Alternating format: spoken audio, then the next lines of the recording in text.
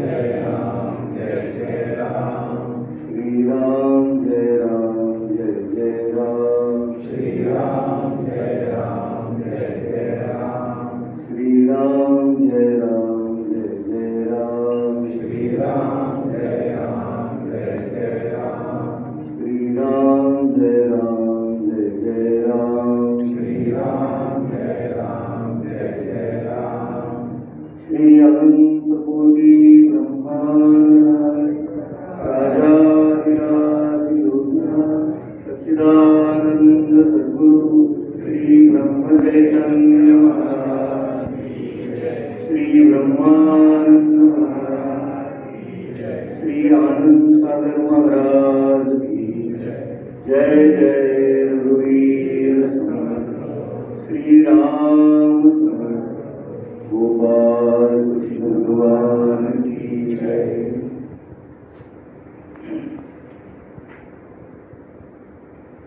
तुम्हाला ऐकलेलं मागे का पुढे येतात? तर कृष्ण लीला म्हटलं की सगळ्यात पहिली भावना आपल्या मनात येते खोडकरपणा, नाही का? कृष्ण लबाड आहे, कृष्ण खोडकर आहे, कृष्ण खट्याळ आहे. तो केव्हा काय कशी खोडी काढेल काही सांगता येत नाही. त्याचं काय वर्णन करावं नाही का? एक 4च ओळींचं भागवताचं महात्म्य सांगणारा एक श्लोक आहे. आदौ देवकी देवी गर्भजननम गोपी गृहे वर्धनम मायापूतन जीवितापहरणम गोवर्धनोद्धारणम कंसच्छेदन कौरवादिहननम एतद्भागवतं पुराणकथितं श्रीकृष्ण लीलामृतम् गोपाल कृष्ण भगवान की जय। 4च ओळीमध्ये संपूर्ण कृष्णाचं आणि त्याच्या महात्म्याचं वर्णन केलं. काय सुंदर, काय काही रचनाच अशा असतात की त्याच्यामध्ये कमीत कमी शब्दामध्ये जास्तीत जास्त भाव व्यक्त केलेला असतो. आता श्रीकृष्णाचं चरित्र पाहायचं म्हणजे अगदी त्याच्या जन्मापासून आपल्याला सुरुवात करावी लागते. त्याचा जन्म झालं काय? कंस हा राजा आहे मथुरेचा आणि कंसाची बहीण आहे देवकी. त्या देवकीचा विवाह झालेला आहे वसुदेवाबरोबर आणि आपल्या बहिणीला लग्नानंतर तिच्या सासरी पोचवण्यासाठी कंस रथामध्ये बसून स्वतः रथ हाकतोय आणि आपली नुकतीच लग्न झालेली बहीण आवडती देवकी आणि तिचा नवरा वसुदेव हे मागे बसले. कंस राजा आहे, पण राजा असून देखील तो आता रथ हाकायचं काम करतो. का? कारण त्याला देवकीवर इतकं प्रेम आहे, अफाट प्रेम, आणि देवकीचंही कंसावर प्रेम. हे भाऊ बहीण म्हणजे आदर्श प्रेमाचं एक नातंच आहे त्यांचं. आणि बहिणीचं लग्न अगदी थाटामाटात करून दिलं आणि बहिणीला आता सासरी पोचवण्यासाठी कंस रथात घेऊन निघाला. काय आकाशवाणी होते? अरे मूर्खा, कुणाला घेऊन चाललायस? अरे हिच्याच पोटी येणारा 8वा मुलगा तुझा गर्दन काळ आहे. तो तुझा शत्रू आहे, वैरी आहे आणि तो तुझा जीव घेणार आहे. अशी आकाशवाणी होती. आकाशवाणी झाल्याबरोबर कंसाला एकदम असं संताप होतो. तो म्हणतो, हिचा 8वा मुलगा मला मारणार. आत्ताशी कुठे हिचं लग्न झालंय, अजून कशात काही नाही. पहिला मुलगा व्हायचा, दुसरा व्हायचा, तिसरा, 8वा मुलगा मारणार आहे. पण आपण तेवढ्या वेळ वाट कशाला बघा? म्हणून त्यांनी काय विचार केला की हिलाच मारून टाकूया, म्हणजे मग 8वा मुलगा व्हायचा प्रश्नच नाही. आणि असा मनामध्ये विचार करून रथ हाकणाऱ्या कंसाने असा मागे वळून आपल्या बहिणीचे केस हातात धरले आणि केस हातात धरून असा हिसका मारून तिला खाली पाडलं आणि उजव्या हातामध्ये तलवार घेतली आणि आता तो तिचं मुंडकं छाटणार अशा आविर्भावामध्ये कंस आहे. एका हाताने आपल्या बहिणीचे केस धरून तिला खाली ओढलेले आणि उजव्या हातामध्ये तलवार घेतली आणि आता तो घाव घालून तिचं मान तोडून मुंडकं वेगळं करणार अशा आविर्भावामध्ये आहे. इतक्यात वरच्यावर वसुदेवाने त्याचा हात धरला. आता वसुदेव हा कृष्ण कंसाचा मित्रच आहे बरं. त्यांचे आधीपासून चांगले संबंध आहेत. त्यामुळे वसुदेवावर त्याचा भरोसा आहे आणि वसुदेव जे काही बोलतो त्याच्यावर त्याचा विश्वास आहे. वसुदेव काय म्हणाला, अरे वेडाचा घोडा तू, आकाशवाणी काय झाली, 8वा मुलगा. अरे आत्ताशी कुठं आमचं लग्न झालंय, अजून आम्ही घरी पण पोहोचलो नाही, अजून रस्त्यातच आहोत. पहिला मुलगा होईल, दुसरा होईल, तिसरा होईल, 8वा होईल, 8-10 वर्षाचा काळ लागेल आणि आता कशाला मारतोस तिला. हे पटलं त्याला. आणि वसुदेव काय म्हणाला, आणखीन एक वाक्य, की हिला झालेली सगळी मुलं मी तुझ्या हातात आणून देईन, त्यांचं काय करायचं नंतर तू बोल. पण तिचा 8वा मुलगा तुला मारणार आहे म्हणून बहिणीलाच मारणं योग्य नाही, असं जेव्हा वसुदेवानी सांगितलं कंसाचा विश्वास नसतो. आणि वसुदेव काय म्हणाला, हिला जशी जशी मुलं होत जातील सगळी मुलं मी तुला आणून देतो, त्या मुलांना काय मारायचंय मारून टाक, पण बहिणीला का मारतोस, असं म्हणून त्यांनी आजचं मरण उद्यावर ढकललं. आणि मग सुखरूपपणे वसुदेव देवकीला घेऊन त्यांच्या राजधानीमध्ये कंस आला आणि त्यांना सोडलं आणि आपल्या मथुरेला परत निघून गेले. आता गंमत अशी आहे, स्वर्गामध्ये सगळ्या देवदेवतांची मीटिंग होती आणि काय ठरलं की भगवंताचा अवतार होण्याची वेळ आता जवळ आली आणि सगळेजण भगवान विष्णूंची प्रार्थना करतात की ह्या सगळ्या दुष्ट लोकांच्या अत्याचारापासून आम्हाला वाचवा, सोडवा. आणि भगवंताचं ब्रीदच आहे ते, यदा यदा हि धर्मस्य ग्लानिर्भवति भारत. त्यामुळे जेव्हा जेव्हा धर्मावर अन्याय होईल, अधर्माचा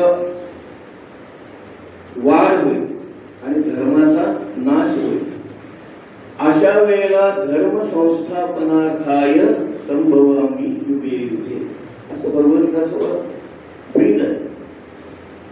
आणि म्हणून भगवंतांनी आपलंच ब्रीद वाक्य खरं करण्यासाठी म्हणून सगळ्या देवदेवतांना आश्वासन दिलं की काही काळजी करू नका, आता माझी प्रगट होण्याची, अवतार घेण्याची वेळ जवळ आली. पण भगवंताचा अवतार केव्हा होतो, ज्या वेळेला ही दुष्ट कारस्थान अगदी अत्युच्च टोकाला जातात, जगातली पाप अतिशय वाढतात, दुर्जनांचा अत्याचार वाढतो, त्यावेळेला भगवंताचा अवतार. मग आता कंसाकडून पाप झालं पाहिजे ना, त्याची पाप वाढली पाहिजे आणि म्हणून नारद मुनींना त्या कामगिरीवर पाठवलं.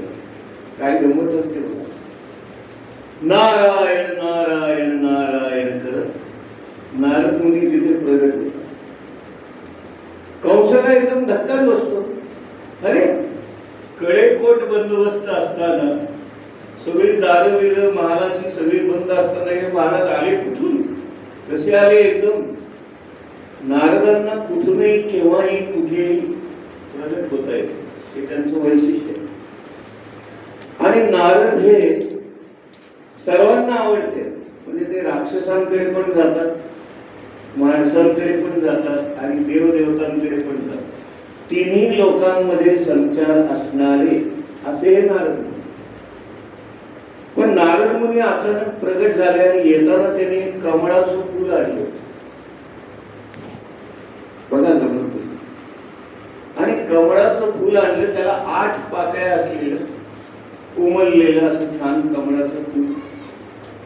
आणि कंसाला प्रश्न विचारला नारदांनी, कंसा, यातली पहिली पाकळी कुठली आणि 8वी कुठली सांग बरं. कंस हादरला. तुम्ही कसं काय सांगणार? कारण इकडून मोजलं तर ही 8वी येते, तिकडून मोजलं तर ही 8वी येते, इकडनं मोजलं तर ही 8वी येते. म्हणजे जिथून आपण मोजायला सुरुवात करू त्याच्या शेजारची 8वी येते. मग इथून मोजलं तर इकडची 8वी येते, तिथून मोजलं तर ही 8वी येते. गोंधळला ना.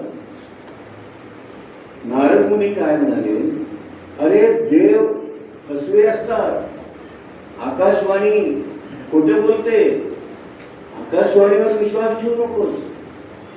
आकाशवाणीने काय सांगितलं, तिचा 8वा पुत्र तुला मारेल. आता तो 8वा कुणी करून मोजणार तू? नाही का? या पाकळ्यातून गोंधळला तो की कुठली पाकळी यातली 8वी आहे मला सांग. हे जर सांगता येत नाही तर देवकीला होणाऱ्या मुलांपैकी 8वा मुलगा कुठला असेल हे कसं काय सांगणार?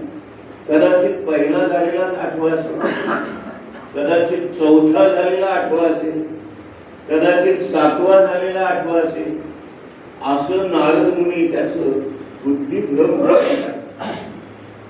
आणि काय सांगतात, शहाणा असशील ना तर सगळीच मुलं मारून टाक, एकालाही शिल्लक ठेवू नको. कारण न जाणो तू ज्याला सोडशील तोच नेमका 8वा असेल. असं जेव्हा नारद मुनी येऊन कारस्थान करतात तेव्हा मग कंसाला पटतं. आणि देव खोटं बोलतात, आकाशवाणी खोटी असते, हे नारद मुनींनी त्याच्या मनावर अगदी व्यवस्थित बिंबवलं. आणि त्याला नारद मुनींवर विश्वास बसला. कारण मुनी सांगतायत म्हणजे ते बरोबर. आणि देव हे आपणच असतो, कारण पूर्वीचे अनुभव होतेच त्याला. त्यामुळे कंसाचा विश्वास बसला. आणि देवकीला जशी जशी मुलं होत गेली तशी तशी एका मागून एक मारत गेला. हे सगळं का घडलं? कारण जेवढी मुलं तो मारेल तेवढं त्याचं पाप वाढेल, आणि जितकं पाप वाढेल तेवढं भगवंताला प्रगट व्हायला लवकर काळ येईल. आणि म्हणून अशा या दृष्टिकोनातून नारदांनी हे सगळं घडवून आणलं. आणि देवकीची एका मागोमाग एक अशी 6 मुलं त्यांनी मारली. 6 मुलं मारली. 7व्या वेळेला गंमत झाली. 7व्या वेळेला काय झालं की भगवंतांनी आपल्या शक्तीला म्हणजे मायेला एक कामगिरी सोपवली. तिला काय सांगितलं की देवकीच्या पोटातला गर्भ तू खेचून घ्यायचा आणि तो गोकुळात जाऊन त्या वसुदेव नंद आणि यशोदा त्यांच्या वाड्यामध्येच असणारी अजून एक त्याची तिच्या पोटामध्ये तो रोहिणी, त्या रोहिणीच्या पोटामध्ये तो गर्भ प्रस्थापित करायचा अशी कामगिरी मायेला सांगितली. त्याप्रमाणे मायेने काय केलं, देवकीच्या पोटातला 7वा गर्भ आकर्षून घेतला आणि तो रोहिणीच्या पोटामध्ये देऊन प्रस्थापित केला. आता ही रोहिणी कोण आहे? वसुदेवांचीच बायको आहे, पण नंदाची नातेवाईक असल्यामुळे माहेरपणासाठी ती नंदाकडे गेलेली. वसुदेवाला एकूण 8 बायका होत्या. आपल्याला फक्त देवकीच माहिती आहे. रोहिणी ही सुद्धा वसुदेवाचीच बायको आहे. आणि म्हणून रोहिणीच्या पोटामध्ये जो गर्भ स्थापन केला तो 7वा गर्भ जन्माला आला आणि तो बलराम म्हणून तो जन्माला. आणि 8वा गर्भ जो आहे त्याच्या जन्माची कथा फारच आणखी वेगळी. तर आता काय झालं, स्वर्गामध्ये जेव्हा मीटिंग भरली होती तेव्हा हे सगळं त्यांचं पुढचं नियोजन ठरलेलं होतं की मायेने काय काय करायचं. 7वा गर्भ खेचून घ्यायचा, तो रोहिणीच्या पोटात. आणि 8वा गर्भ जेव्हा हिला होईल गर्भधारणा, त्यावेळेला मायेने काय करायचं, नंदाची बायको जी यशोदा आहे तिच्या पोटी जन्म घ्यायचा.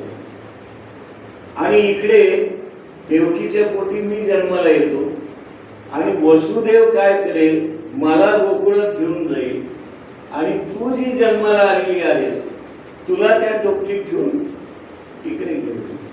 असं हे सगळं नियोजन या सगळ्या घटना व्हायच्या आधीच स्वर्गामध्ये ठरले.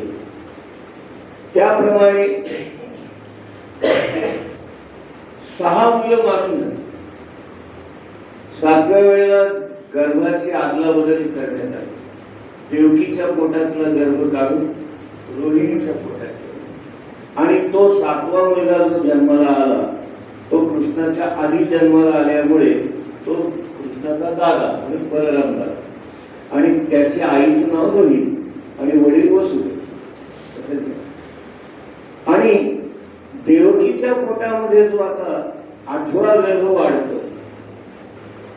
आता इथे गमत आहे बरं, भगवंत हे कधीही स्त्रीच्या योनी मार्गातून जन्माला येत नाही, ते प्रगट होतात. म्हणून श्रावण वद्य अष्टमी गोकुळाष्टमीच्या दिवशी मध्यरात्री 12 वाजता बाहेर काळा कुट्ट अंधार असताना, धो पाऊस पडत असताना रोहिणी नक्षत्रावर भगवान श्रीकृष्ण त्या कारागृहामध्ये प्रगट झाले. कुठे, जिथे वसुदेव देवकींना साखळदंडाने बांधून बेड्या घालून बंदिवानात टाकलं. हे सगळं का घडलं, नारद मुनींनी जे कारस्थान केलं तेव्हापासून कंसाने त्या दोघांना बंदीखान्यात ठेवलं. आणि आता आपण प्रगट होण्याची वेळ आलेली आहे हे जेव्हा कृष्णाच्या लक्षात आलं, शंख चक्र गदा पद्म असं भव्य दिव्य रूप मध्यरात्री 12 वाजता देवकी आणि वसुदेवांसमोर प्रगट झाला. म्हणून भगवंताला जन्म नसतो, तो अजन्म आहे. अजन्म याचा अर्थ काय, त्याला जन्म नाही. आणि जन्म नाही म्हणून त्याला मृत्यू पण नाही. म्हणून तो अजन्माही असतो आणि अमरही असतो, त्याला मरण नसतं. काय झालं, शंख चक्र गदा पद्म अशा अवतारामध्ये भगवंत प्रगट झाले. देवकीने हात जोडून प्रार्थना केली, देवा तुम्ही माझं बाळ म्हणून माझ्या पोटी जन्माला येणार होता, असं आपलं वरदान होतं. आणि असं असताना तुम्ही एवढ्या मोठ्या अवतारामध्ये प्रगट झाल्यावर तुम्हाला मी बाळ कसं काय समजणार. आणि प्रत्येक आईला आपलं बाळ जेव्हा मांडीवर घेतलं जातं किंवा त्याला दूध पाजलं जातं तेव्हाच तिला आई होण्यातला एक आनंद मिळतो. म्हणून देवकीने प्रार्थना काय केली की देवा तुम्ही लहान व्हा आणि लहान व्हा आणि माझ्या मांडीवर या, मी तुम्हाला माझं दूध पाजते, म्हणजे मग मला आई झाल्याचा आनंद मिळेल, समाधान मिळेल. मग अशी देवकीने विनंती केल्यामुळे भगवंतांनी छोटस बाळकृष्णाचे स्वरूप धारण केलं आणि पूर्व नियोजन ठरल्याप्रमाणे एका टोपलीत त्याला घालायचं आणि मथुरेतून त्याला न्यायचं आणि गोकुळात सोडायचं, असं ते ठरलेलं होतं. आता इथे चमत्कार असा घडला बघा, मी मगाशी म्हटलं ना, कृष्ण कथा म्हणजे सगळ्यात चमत्कारिकच आहे की अंधारी रात्र आहे, सगळा काळोख आहे, काहीच दिसत नाहीये, काही दिसतच नाहीये. पण जिथे भगवंत प्रगट होतो होतात त्यांचं स्वतःच तेज इतकं असतं की जणू काही सूर्य उगवल्याप्रमाणे लख प्रकाश पडला. आणि छोटा बाळकृष्ण देवकीच्या मांडीवर आहे.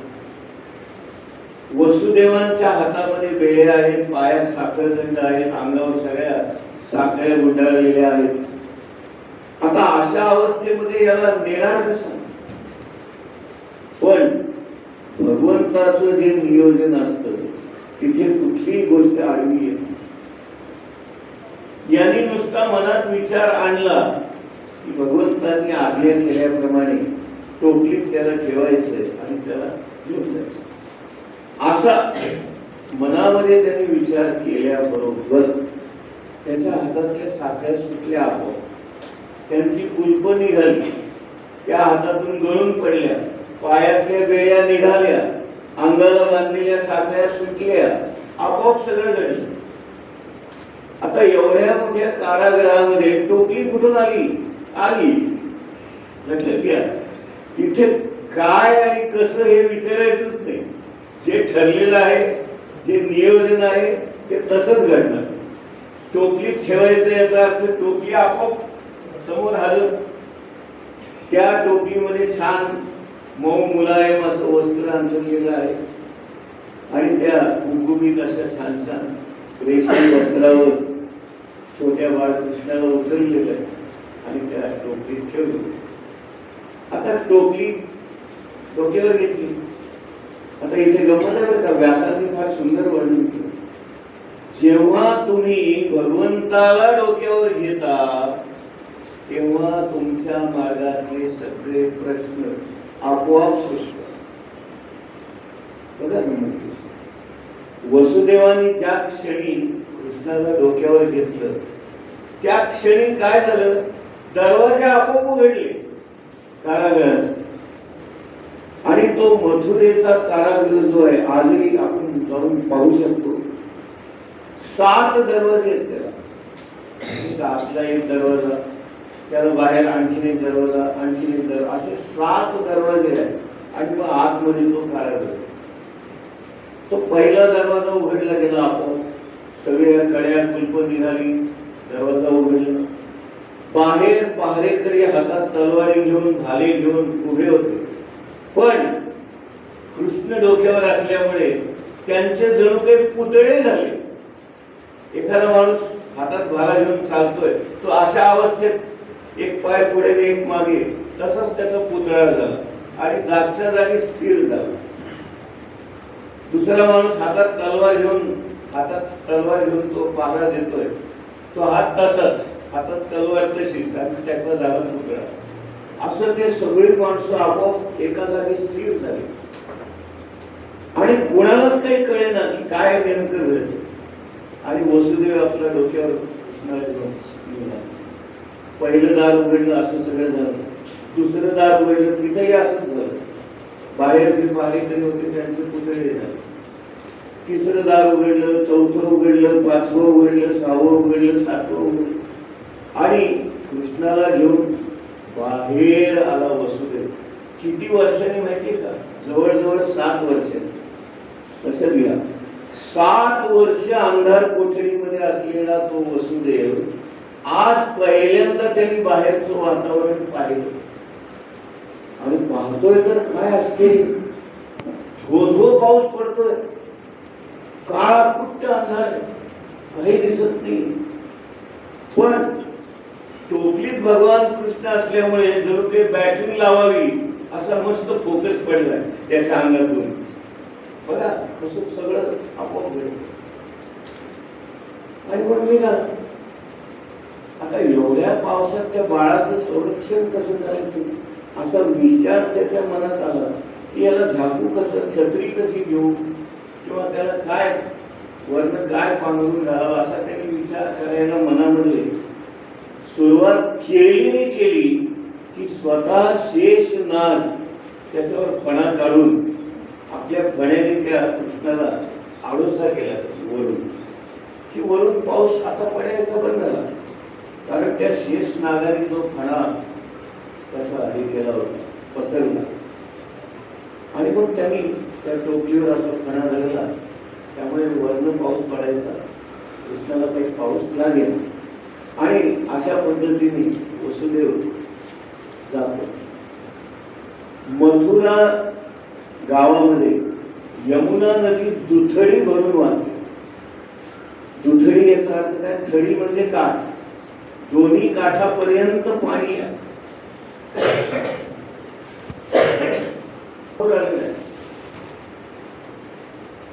आणि व्यासांनी एक फार सुंदर वाक्य वापरले की यमुनेच्या पाण्याला सुद्धा कृष्णाचं दर्शन घ्यायचंय, त्याचा पायाचा स्पर्श करायचा, आणि म्हणून ते पाणी उसळते.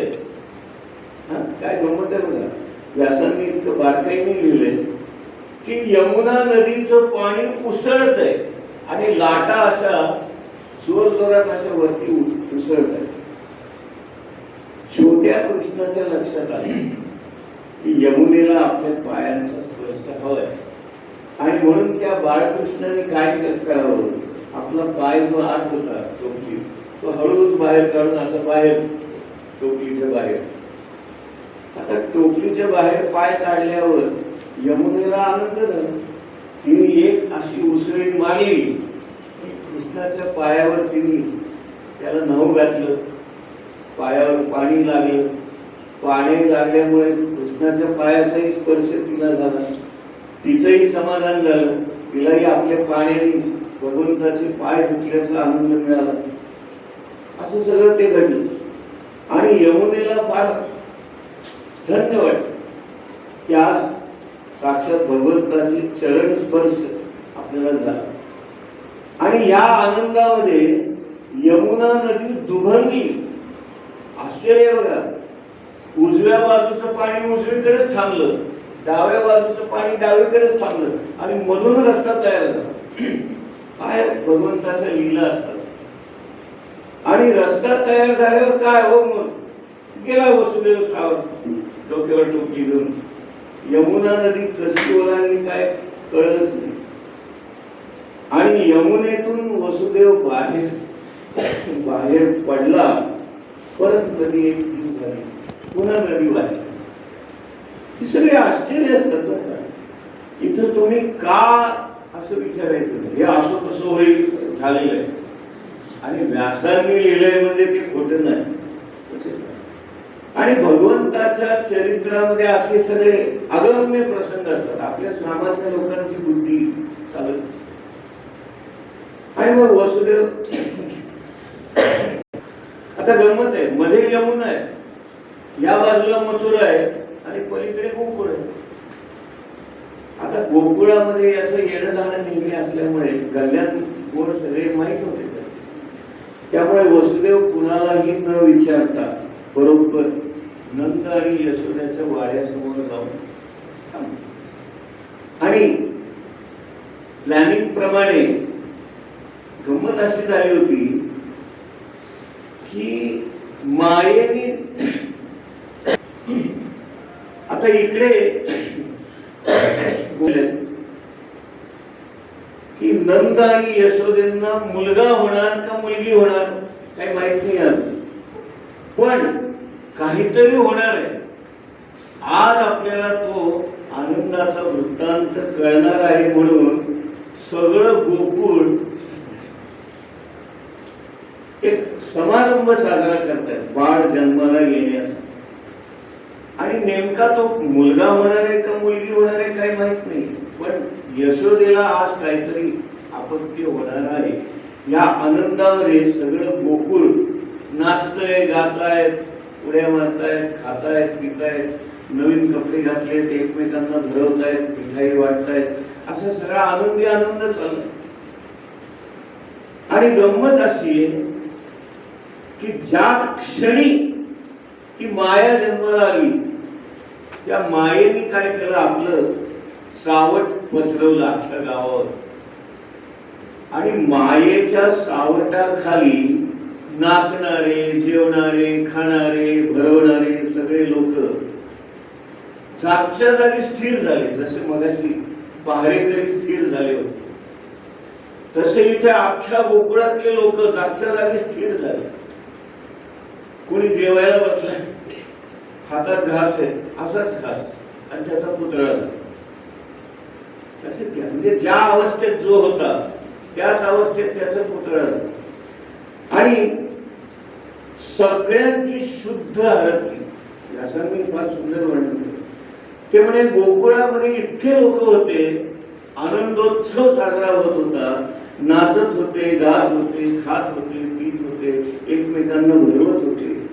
आणि आज काहीतरी गुड न्यूज आपल्याला ऐकायला मिळणार आहे आणि म्हणून सगळेजण आतुर झालेले होते. पण मायेचा जन्म झाल्यामुळे मायेच्या प्रभावाखाली अख्खं गावच मायेने आपल्या ताब्यात घेऊन झालं. कृष्णाला आत जायला, एंट्री करायला योग्य वातावरण मायेने निर्माण केलेलंच होतं. वसुदेव आत गेला आणि यशोदेच्या पलंगावर शेजारीच तिचं बाळ जन्माला आलं. म्हणजे ही माया ती जन्माला आलेली होती. आणि ठरल्याप्रमाणे आपल्या टोपलीतलं बाळ म्हणजे कृष्ण तिथे ठेवला. आणि ती जी जन्माला आलेली मुलगी होती माया, त्या मायेला घातलं टोपली. आणि आता काय झालं, तिला घेतलंय डोक्यावर. मगाचं वाक्य काय होतं व्यासांचं, जेव्हा एखाद्याने भगवंताला आपल्या डोक्यावर घेतलं की सगळ्या गोष्टी आपोआप सोयीस्कर होतात. आता मायेला डोक्यावर घेतलंय. व्यासांनी वाक्य काय लिहिलंय, आता सगळं विपरीत घडतंय. मगाशी जे काही जे घडलंय ना त्याच्या आता उलट घडतंय सगळं. लक्षात घ्या. मगाशी भगवंत डोक्यावर होता म्हणून सगळीकडे लख प्रकाश, आता माया डोक्यावर आहे, सगळीकडे अंधार आहे, काळा कुठे अंधार आहे. आता मात्र वसुदेवाला जायचं कसं हा प्रश्न पडला, कारण काही दिसतच नाही. मगाशी कसं भगवंताचा प्रकाश होता हो, आता माया असल्यामुळे सगळा काळा अंधार आहे. आणि माया म्हणजे अज्ञान, अज्ञान म्हणजे अंधार. अंधार सगळीकडे आहे. तसाच वसुदेव अंधारातून वाट काढत काढत आला. मगाशी नदी दुभंगली होती, आता काय झालं, नदी परत एकमेकांना मिसळलेली आहे, नदी वाहते. आणि आता टोपलीत माया आहे म्हणून नदीने काही उसळ्या मारणं सोडलं. मगाशी लाटा उचंबळत होत्या, लाटा उंच उंच उडत होत्या, आता यमुना शांत वाहते. आणि त्या शांत वाहणाऱ्या यमुनेतून वाट काढत काढत हा आला, इकडच्या काठावर आला मथुरेतून. मगाशी सगळी दारं उघडत गेली, आता सगळी दारं बंद होती. मगाशी सगळ्या पहारेकऱ्यांचे पुतळे झाले, आता ते पुतळे परत सजीव झाले आणि पुन्हा पारा करू लागले. मगाशी कुलप कड्या साखळ्या आपोआप सुटल्या, आता त्या आपोआप बंद झाल्या. म्हणजे कृष्णाला घेऊन जातानाची जी परिस्थिती होती त्याच्या सगळं उलट आता. आणि मग मायेला त्यांनी आणलं आणि 7वा दरवाजा बंद झाला. आणि मुख्य आतल्या त्या कारागृहामध्ये जेव्हा वसुदेव आला, या मायेने काय करावं, मोठ्या आवाजात रडायला सुरुवात केली. आणि तिने असं काही भोकाड पसरलं की ते कंसाला ऐकू गेलं. अरे 8वा मुलगा कसा उचलायचा, तो देवकीच्या मांडीवर असलेलं बाळ, त्याचे पाय धरायचा, खसकन त्याला उचलायचा, असा फिरवायचा आकाश आणि दगडावर आपटून मारायचा. अशी त्यांनी 6 मुलं मारलेली होती. आणि 7वा मुलगा गायबच झालाय.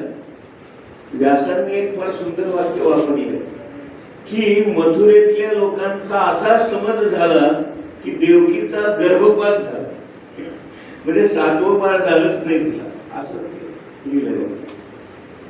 आणि मग ही 8वी मुलगी आली तिकडनं इकडं. नेहमीच्या पद्धतीने कंसाने तिचे पाय धरले, खसकन ओढलं आणि असं हातात घेऊन आता तिला फिरवणार. एवढ्यात त्याचं लक्ष, अरे इथं मुलगी आहे. आता त्याला नारदांचं वचन आठवलं. बघा, देव खोटं बोलतात, आकाशवाणी सुद्धा खोटी असते. 8वा मुलगा म्हणाला होता, इथं मुलगी आहे. कंसाला नारदांचं वाक्य खरंच वाटलं आणि त्याने त्या वाक्याचा अर्थ असा काढला की नारद मुनी जे म्हणाले होते ते बरोबर आहे, की आकाशवाणी सुद्धा खोटं असते, देव सुद्धा खोटारडे असतात. आकाशवाणीने काय सांगितलं, हिचा 8वा मुलगा तुला मारेल आणि हिला तर मुलगी झाली आहे, ही काय मला मारणार करून हसायला लागला. आणि आता तो तिला धरून असा फिरवणार.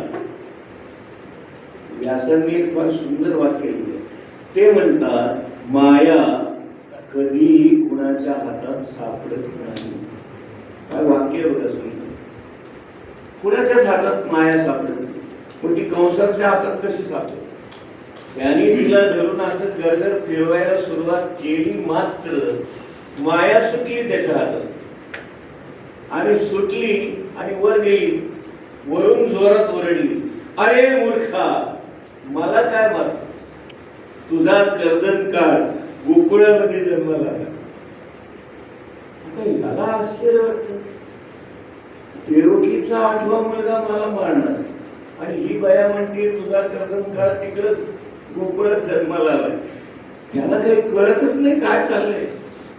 म्हणजे हिचा मुलगा म्हणावा तर तिकडं कसा गेला आणि तिकडे जन्माला आलाय म्हणावं तर मग हिचा मुलगा कुठे आहे?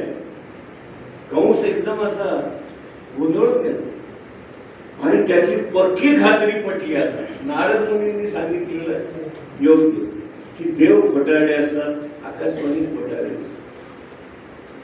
आणि ज्या वेळेला ही माया वर जाऊन ओरडली, तुझा कर्दन काळ गोकुळात जन्माला आला, ह्याने काय करावं? मध्यरात्री 2 वाजताच मीटिंग बोलवलं सगळ्या राक्षसांची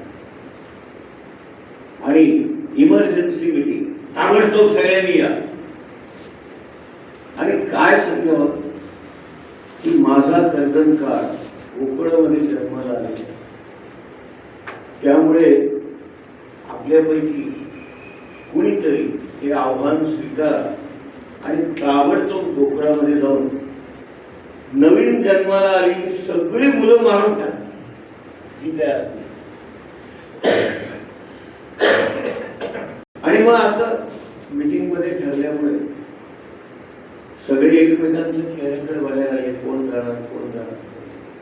कसं असतं बघा, आव आणणारे खूप असतात, पण प्रत्यक्ष जेव्हा एखादी गोष्ट करायची वेळ येते ना, तेव्हा मी कशाला जायचं, तुम्ही जातो असं दुसऱ्याला घरीच पाडणारे बरेच असतात. आणि नेमकं तसंच झालं. कंसाने अनाउन्समेंट केली पण पुढाकार घ्यायला कोणीच तयार नाही. आणि गोकुळात जाऊन सगळ्या मुलांना मारायचंय हे आव्हान कोण स्वीकारलं? पण एका राक्षसीने ते आव्हान स्वीकारलं. ती म्हणाली, कंसा काय घाबरू नकोस, मी जाते आणि काम फत्ते करून. गंमत बघा, कृष्ण जन्माला आलेली ती रात्र, त्याच रात्री मीटिंग झाली आणि दुसऱ्या दिवशी म्हणजे उद्या ती जाणार. कंस काय म्हणाला, उद्या जाऊ नको, परवा. काय गमती असतात बघा, गमती कशा असतात बघा. उद्या जाऊ नको म्हणाला तो, परवा जा. आणि व्यासांनी लिहिलंय की कृष्ण जन्माला आलाय, अजून लहान बाळ येते आणि केवळ 3ऱ्याच दिवशी त्याला मारायला राक्षसी लागली. कोण होती ती राक्षसी? तिचं नाव आहे पूतना. आता या शब्दाचा अर्थच कसा आहे बघा. पूत म्हणजे पवित्र, ना म्हणजे नाही. जी पवित्र नाही म्हणजे अपवित्र असणारी, पापी असणारी, दुष्ट असणारी अशी जी आहे तिचं नाव पूतना. आणि या पूतना मावशीनी आपल्या भाच्याला म्हणजे कृष्णाला मारायचं ठरवलं आणि म्हणून आली. आता हे राक्षस असतात ना, त्यांना कोणतंही रूप घेता येतं, त्यांच्यामध्ये ती मायावी शक्ती असते. आणि म्हणून या पूतना राक्षसीने काय केलं, अत्यंत सुंदर स्त्रीचं रूप, इतकी सुंदर, इतकी सुंदर. आणि शक्यतो समाजाचं एक असं वैशिष्ट्य, ज्यांचे कपडे चांगले असतात ना त्यांना कुणी काही बोलत, त्यांना कुणी काही विचारत नाही का. एखादा फाटक्या कपड्यातला दिसला की लगेच त्याला धपवायला सगळे येतात. पण कपडे चांगले आहेत, गाडीतून उतरलाय म्हटले की लोक मान देतात. म्हणजे मान हा कपड्यालाच असतो. आणि आता ही राक्षसीन आहे, मायावी आहे, आणि मग तिन्ही रूप धारण केल्यावर ते उत्तमच असतं. मग आता साड्यातली जी जास्तीत जास्त चांगली साडी कुठली, पैठणी. आता पैठणीच दिसून आलेली आहे, छान. आणि त्यात परत प्युअर सिल्कची, म्हणजे 8-10 हजारची, आजच्या भाषेत 8-10 हजारची छान पैठणी नेसून सुंदर स्त्रीचं रूप घेऊन गळ्यात सगळे दागिने वगैरे घालून हे आली ना बाया, आणि कानोसा घेते. कुठल्या घरामध्ये बाळाचा आवाज येतोय रडण्याचा, कोणतं बाळ आता एवढ्यात जन्माला आलंय, म्हणून सगळ्या घरांचा कानोसा घेत घेत बरोबर त्या नंदाच्या वाड्यासमोर येऊन थांबली. आता दरम्यानच्या काळात काय झालं, आता आपण इकडच्या भागातून आता इकडे येऊया, की मायेला यांनी नेलं वसुदेवाने, आणि छोट्या बाळकृष्णाला यशोदेच्या शेजारी ठेवलं. आणि यशोदेच्या शेजारी ते बाळकृष्ण ठेवल्यानंतर तो बाळकृष्ण त्याच्या सहज स्वभावानुसार रडायला लागला. आणि बाळ रडायला लागलं म्हणजेच बाळ जन्माला आलं, ही बातमी पसरली लगेच कोकणात. यशोदेला पुत्र झाला अशी बातमी सगळीकडे पसरली. अहो मग काय, परत तो सगळा सोहळा, आनंद सोहळा सुरू झाला. गवळण सांगे गवळणीला, यशोदेला पुत्र झाला, असे सगळे गाय लागले आणि आनंदोत्सव साजरा करतायत. बायका नाच करतायत, नृत्य करतायत, हातामध्ये टिपऱ्या घेऊन दांडिया खेळतायत, मजा मजा चालू आहे. आणि पुन्हा गोकुळामध्ये सगळा आनंदी आनंद चालू आहे, नाही का. नंद के घर आनंद भयो, नाही का. कन्हैया लाल की, आती घोडे पालखी, जय कन्हैया लाल की, असं सगळा आनंदोत्सव चालू आहे. आणि नंदाला फार आनंद झालाय, आपल्या बायकोला म्हणजे यशोदेला पुत्र झालाय. आणि नंद हा गोकुळाचा राजा आहे, आणि राजाच्या राणीला मुलगा झालाय म्हटल्यावर काय मग थाट माठ. त्यांनी काय करावं, अख्ख्या गावातल्या प्रजेला बोलवलं आणि आपल्या घरामध्ये जे आहे ते घेऊन जा म्हणा. कुणाला काय हवंय ते घेऊन जा. तुम्हाला हा फोटो आवडलाय का घेऊन जा, तुम्हाला ते आवडले, शाल आवडली का घेऊन जा, तो हार आवडलाय का. ज्याला जे हवं ते त्यांनी घेऊन जावं अशी त्यांनी सगळीकडे बातमीच पसरवली. त्यामुळे लोकांना आनंद झाला. जो येतोय तो वाड्यात घुसतोय, आपल्याला जी वस्तू हवी ती उचलतोय, घेऊन जातो, उचलतोय, घेऊन जातो. त्या गर्दीमध्ये पूतना पण शिरली लागला आणि आली. पूतना राक्षसी नाही कुणाला कळलंच नाही, पण सुंदर स्त्रीचं रूप घेतलंय, कपडे चांगले, दागिने घातले म्हटलं कोण तिला विचारणार. या या या आदराने सगळ्या बायका तिला बोलवायला लागल्या. आणि नुसतंच बोलवायला नाही लागल्या, ही थेट घुसली, नाही का, यशोदेच्या महालापर्यंत गेली आत.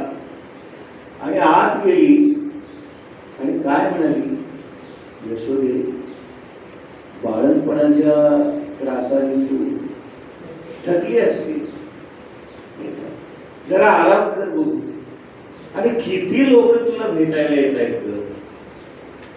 आणि सगळ्यांचा तोच प्रश्न, कधी झाला, कसा झाला, केव्हा झाला, तेच सगळ्यांना सांगून सांगून कंटाळले असते. तो आता एक काम कर, शेजारी जाऊन आराम कर. व्यासांनी लिहिलंय वाक्य फार छान आहे. बायकांना असं कोणीतरी म्हटलेलं आवडतं बरं का, की जरा आराम कर, किती त्रास घेतेस ग तू, नाही का. आणि असं अगदी मायेच्या अंतःकरणाने किंवा एक प्रेमाने एखाद्याने बोलावं आणि मग त्या बाईला बरं वाटतं. यशोदेलाही तेच हवं होतं, कारण जो येतोय तो कृष्णाबद्दलच बोलतोय, कृष्णाला घेतोय, सकाळपासून तेच चाललंय सगळं. आणि ही बया आली, बाकी कोणी काही म्हटलं नाही, पण हिने मात्र म्हटलं की ते लगेच बायकांच्या आत घुसतच ते लगेच. बघा, इतक्या जणी मला भेटायला आले कालपासून, पण एकीने म्हटलं नाही हो, हिनेच म्हटलं. हा, यशोदे दमली असतील का, जरा तू आराम कर, किती ग चांगली तू, ये इकडे, ये बैस माझ्याशी. मग काय हो, या आतच गेली आणि डायरेक्ट यशोदेच्याच पलंगावर आणि हळूच तिच्या पाठीवरून हात फिरवला. यशोदे, अगं खरीच दमलीस ग, तू काय कर, शेजारच्या खोलीत जाऊन बोल, मी आता कानाला बघते, मी सांभाळ. यशोदेला हवंच होतं, नाहीतरी तिला बाळपणाचा त्रास, मुलाचा जन्म, त्या सगळ्या त्रासातून तिलाही सुटका हवी होती. आणि म्हणाली, तू नीट पाशील ना, हा, तो खोडकर आहे बरं का, लबाड आहे, हा, त्याला खाली ठेवायचं नाही, मांडीवरच घ्यायचं, असं सगळं सांगितलं आणि शेजारी जाऊन झोप. आता इकडे गंमत काय झाली, व्यासाने फार सुंदर वर्णन केलं होतं. तो कृष्ण इतका लबाड आहे की या पुतना मावशीने त्याला मांडीवर घेतल्यावर या बाळाने आपले डोळेच मिटून, डोळे घट्ट मिटून घेतले, उघडायलाच तयार नाही.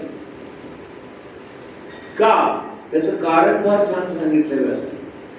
ते म्हणतायत, भगवंताच्या नजरेमध्येच एवढं काही सामर्थ्य आहे की त्यांची नजर ज्याच्यावर पडेल त्याचा उद्धार होणार. आणि ही तर राक्षसी नाही, हिचा उद्धार व्हावा असं काही कर्तृत्व नाहीये तिचं. त्यामुळे कृष्णाने डोळे मिटून घेतले. का? तर आपली नजर तिच्यावर पडू नये, कारण नजर पडली की तिचा उद्धार होणार.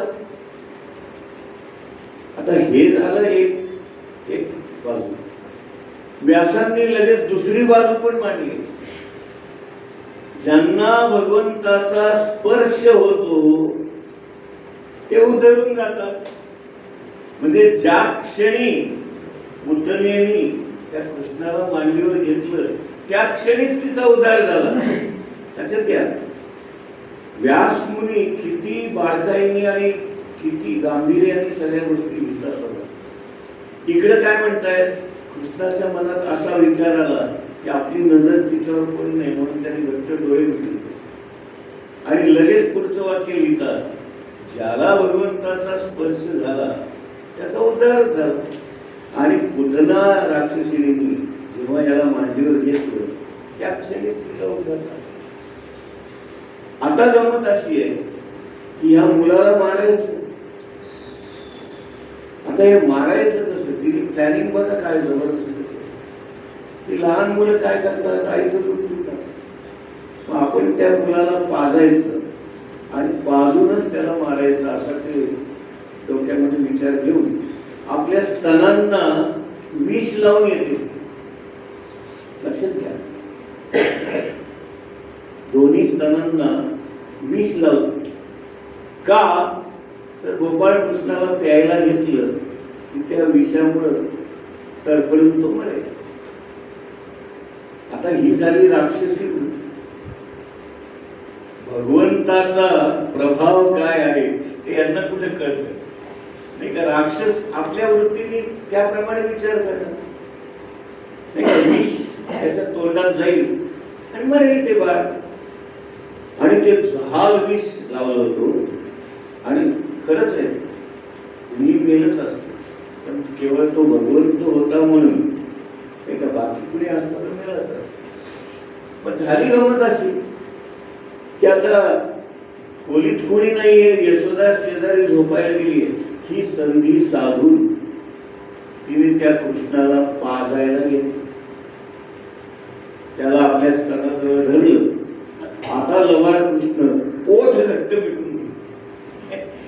व्यासांनी इतकं बारकाईने वर्णन केलंय. त्याने ओठ घट्ट मिटून घेतले आणि ओठ उघडेच ना.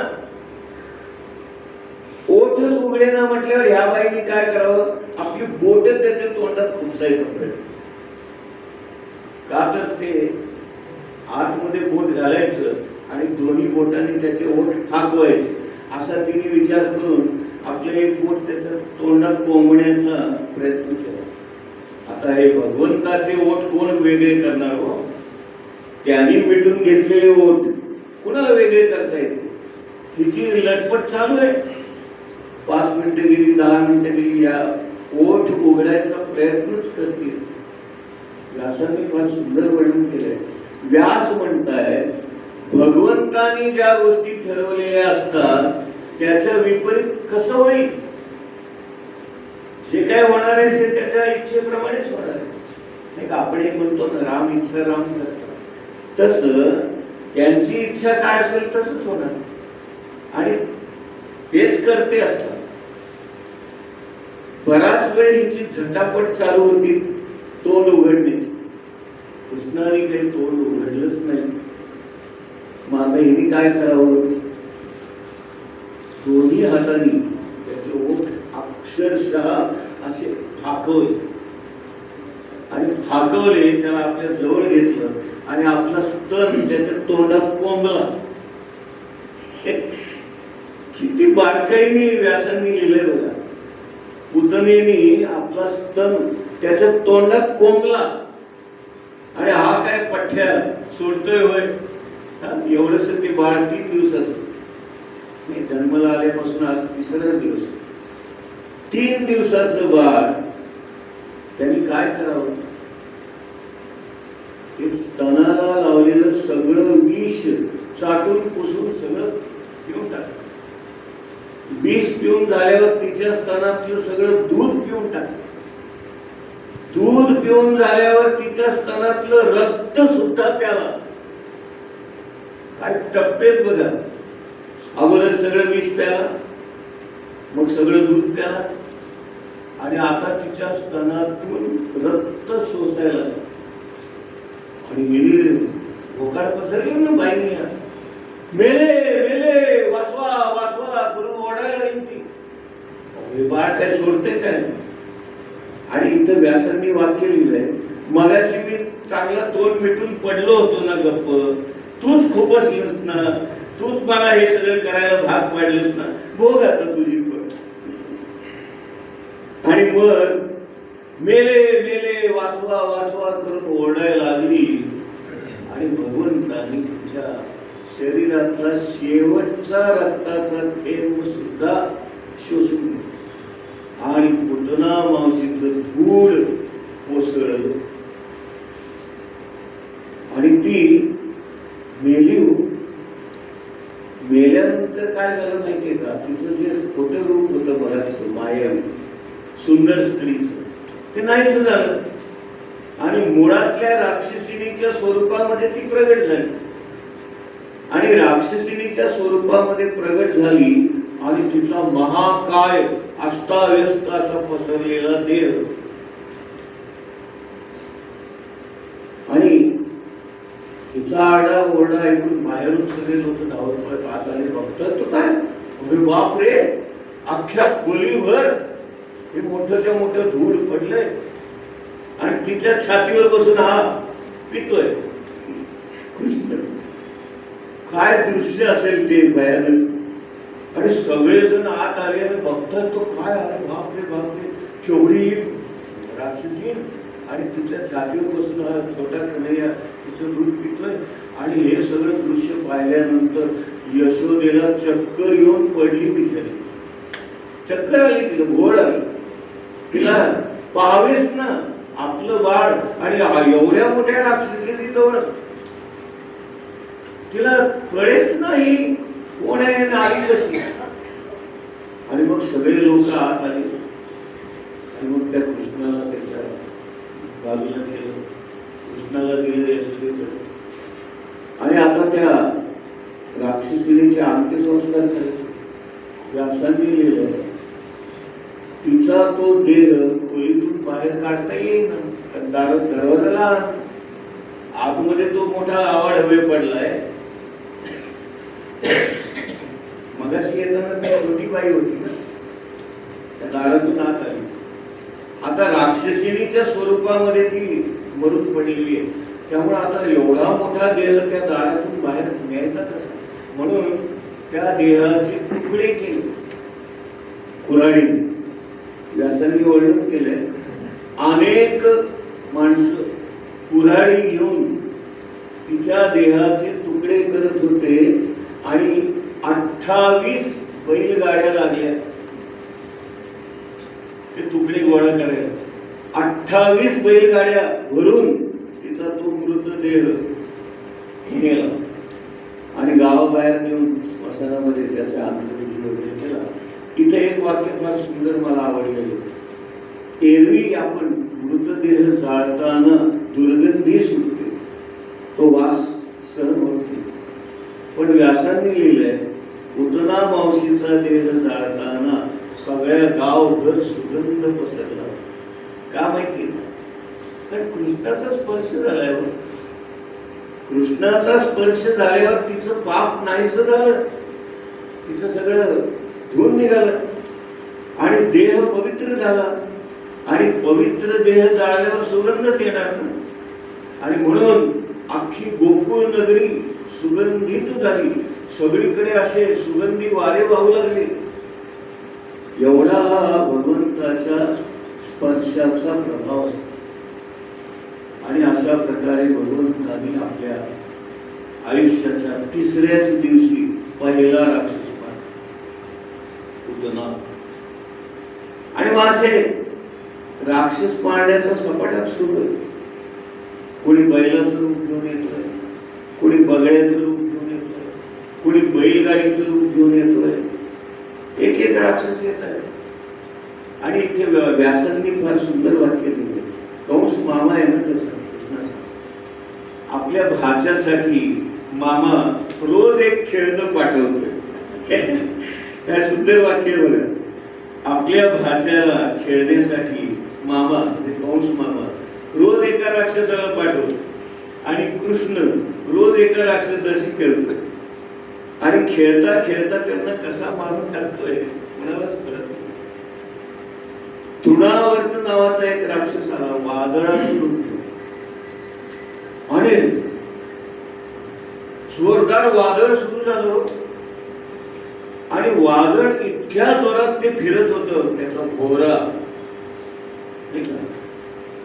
त्या भोवऱ्याच्या त्या वादळाच्या तडाख्यामध्ये यशोदेच्या हातात असलेला गोपाळ कृष्ण उडाला आणि त्या वादळाबरोबर फिरत फिरत आकाशात गेला. तो वर छोट बाळ. गंमत बघा, हिच्या हातातून तो सटकला त्या वादळाच्या तडाख्यात. आणि ते जे फिरत होतं वादळ भोवरा, तो भोवरा फिरता फिरता त्या कृष्णाला वर घेऊन गेला. कृष्णाला तेच हवं, वर घेऊन गेला. आणि कृष्णाने ओळखलं आहे वादळ वगैरे काही नाही, हा राक्षस आहे. आणि म्हणून त्याचं नाव आहे तृणावर्त. तृणावर्त म्हणजे काय? आवर्त म्हणजे वादळ. आणि मग त्या वादळाला आकाशातच मारलं ते. आणि मारल्यानंतर काय झालं, हा मायावी चमत्कार जो होता वादळाचा तो निघून गेला. आणि एक भला मोठा देह आकाशातून खाली पडला ना राक्षसाचा. परत तसंच राक्षसाचा आवाढव्य देह खाली पडलाय आणि गोपाळ कृष्ण त्याच्या अंगावर सुरक्षित. अरे सगळ्या गोकुळातल्या लोकांना आश्चर्य हे वाटतंय की प्रत्येक वेळेला कृष्ण वरतीच कसा, खाली कसा चेपला जात नाही, किंवा कुठे त्याला लागत कसं नाही, किंवा तो पडत कसा नाही, धडपडत कसं नाही. प्रत्येक वेळेला राक्षस मारतायत हे भले मोठमोठे आणि कृष्ण त्यांच्या अंगावर. काय गंमतच आहे. आता इथे व्यासांनी आणखीन एक फार सुंदर वर्णन केलं. ते म्हणतात गावातले लोक भोळे असतात. त्यांना असं वाटतंय की काहीतरी दुष्ट शक्ती हे आपल्या बाळकृष्णाला त्रासदायक आहे. म्हणून मग त्यांनी काय करावं, या दुष्ट शक्तींची बाधा होऊ नये म्हणून कृष्णाला गोमूत्राने स्नान घालावं असा एक निर्णय केला. आणि मग सगळ्या गोपिकांनी आणि गौडनींनी कृष्णाला गोमूत्राने स्नान घातलं. गाईचं शेण त्याच्या अंगाला फासलं. लक्षात घे, म्हणजे हे सगळे भाव असतात बरं का. आणि भगवंत हा भावाचा उकेल आहे, त्याला तुमचं बाकी काही लागत नाही. तुम्ही किती भावनेने एखादी गोष्ट करता इकडे त्याचं लक्ष असतं. आणि या गोपिकांचा भाव इतका चांगला आहे ना की आपल्या कृष्णाला कोणाची नजर लागू नये, कुठल्या दुष्ट शक्तीचा त्याच्यावर त्रास होऊ नये. आणि म्हणून त्या आपल्याला जे जे काही सुचेल त्याप्रमाणे एक एक उपचार करतात. कोणी म्हणाले त्याला शेणाने माखा, कोणी म्हणाले त्याला गोमूत्राने स्नान घाला, कोणी म्हणाले त्याला गाईच्या पोटात घालून फिरवा, कोणी म्हणाले त्याच्या अंगावर गाईची शेपटी लावा. सगळे प्रकार करून झाले. आणि लोकांना आता असं वाटायला लागलं की आम्ही हे सगळं केल्यामुळे कृष्णावरचं संकट टळलं. इथे आम्ही हा शब्द महत्वाचा आहे. म्हणजे प्रत्येक लोकांना अहंकार कसा असतो की आम्ही हे सगळं केलं म्हणून आता कृष्णावर कुठलंही संकट येणार नाही अशा कल्पनेमध्ये ते होते. आणि मग एक दिवस काय झालं, नेहमीप्रमाणे यशोदेवी त्याला नाव मागून घातलं, छान आंघोळ घातली आणि दुपट्यात गुंडाळलं आणि अगदी घट्ट आवळून अंगणामध्ये असलेल्या बैलगाडी खाली त्याला ठेवलं सावली आणि ही निघून गेली. आंघोळ घातल्यावर बाळ झोपतात आणि लहान बाळ जे असतात त्यांना एकदा आंघोळ घातली दुपट्यात गुंडाळलं की ते झोपून जातात. एक 2-3 तास आरामात झोपतात. हिला वाटलं आता आपला बाळ झोपलाय, आपण आपलं बाकीची कामं करूया म्हणून बाळाला ठेवलं गाडी खाली आणि ही आतमध्ये निघून गेली आपली कामं करायला. तिथे 3-4 मुलं खेळत त्या बैलगाडीच्या शेजारी. 3-4 मुलं खेळत असताना त्यांनी त्या बाळाकडे लक्षपूर्वक पाहिलं. ते बाळ करकचून बांधलेलं बरं का आईने, पण आता त्या बाळाचे हातपाय केवढेसे लहान आणि आईने गाठ घट्ट मारलेली असताना त्या छोट्याशा हाताने ते सुटेल कसं. तरी देखील ती मुलं वर्णन करतात बरं का, आम्ही पाहत होतो त्यांनी आपले हात हलवले आणि हात हलवता हलवता बाहेर काढले, पाय हलवले, पाय हलवता हलवता बाहेर काढले. आणि मग आता लहान बाळ झोपलेले असतात, असे असे हात पाय हलवत असतात, त्यांचं सारखं हालचाल चालूच असते. आणि आम्ही पाहत होतो म्हणजे की या छोट्याशा कृष्णाने आपला पाय मोठा केला वरती आणि ती जी बैलगाडी होती ना त्या बैलगाडी खाली झोपवलं होतं. आम्ही पाहत होतो या कृष्णाने आपला पाय बाहेर काढला आणि लाथ मारली त्या बैलगाडीला. लक्षात घ्या, गाडीला लाथ मारली आणि हे आम्ही आमच्या नजरेने पाहिले म्हणून मुलं सांगतायत. कोणाचाच त्याच्यावर विश्वास बसला. पण गंमत काय झाली होती का, कृष्णाने जेव्हा आपल्या पायाने त्या बैलगाडीला खालून लाथ मारली तो अख्खा छकडा आकाशात उडाला ना, गाडा सगळा वर उडाला आणि वरती आकाशात गरा गरा गरा गरा फिरत धाडकन येऊन खाली पडला. आता ती गाडी नव्हतीच, तोही राक्षसच होता आणि राक्षसच बैलगाडीचं रूप घेऊन त्यांच्या अंगणात येऊन थांबलं. आता हे यशोदेला काय माहिती, त्यांच्या अंगणात रोजच बैलगाड्या का असायचंच. त्यामुळे तिला वाटलं आपल्याच गाड्यांपैकी एखादी गाडी आली, पण तो राक्षस आणि तो राक्षस आहे ते कृष्णाला माहित होत. आणि म्हणून आता याची अद्दल घडवावी म्हणून त्यांनी काय केलं, हळूच आपला पाय बाहेर काढला आणि जी लाथ मारली त्या गाडीला खालून खालून लाथ मारली आणि तो गाडा असा उडाला आकाशात, हवेतच फिरला आणि धाड खाली पडला. परत तसंच गाड्याचे तुकडे तुकडे झाले, गोपाळकृष्ण जसा आहे तसंच डुबक्यात बांधले. अरे काय चमत्कार चालू आहे ते सगळे. आणि मुलं सांगतात, आम्ही पाहिलं बरं का, याने आपला पाय बाहेर काढ. यशोदा म्हणते, अरे काय खोटं बोलताय तुम्ही, ते बाळ केवढस, त्याचा पाय केवढासा, त्यांनी पाय जरी वर केला तरी किती वर होईल. गाडी 5 फूट उंचीवर आहे. 5 फूट उंचीवर असलेल्या गाडीला हा कसा काय खालून लाट मारेल. मुलं सांगतात आम्ही पाहिलं आमच्या डोळ्यांनी, पण मुलांवर कुणीही विश्वास ठेवला नाही. उलट त्या मुलांनाच मार खावा. खोटं बोलताय. आणि मग कृष्णाने म्हणजे पाय कसा मोठा केला असेल आणि कशी ती गाडी उडवली असेल कल्पना करा. हे असं सगळं चालू आहे. आणि म्हणून एकदा यशोदेला वाटलं आपले बाळ फारच वायात आहे, त्याला बांधूनच घालावं.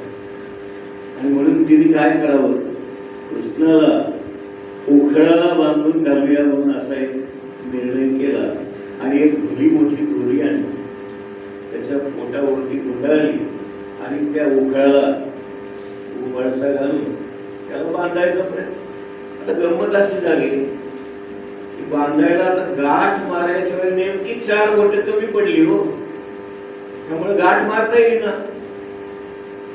गाठ मारता येईना म्हटल्यावर तिने काय करावं, ते तसंच सोडलं.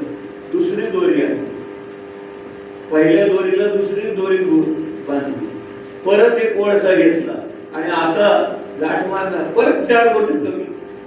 अरे तिसरी दोरी आणली, चौथी आणली, 5वी. व्यास म्हणताय घरातल्या सगळ्या दोऱ्या संपल्या.